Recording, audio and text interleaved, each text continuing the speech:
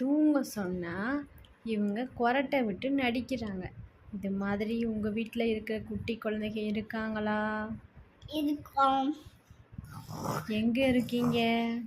படுத்துருக்கோம். பெட்டில் படுத்து ஒத்து தூங்குறோம். சாப்பாடு சாப்பிட்டு வீட்டுக்கு போகணும்.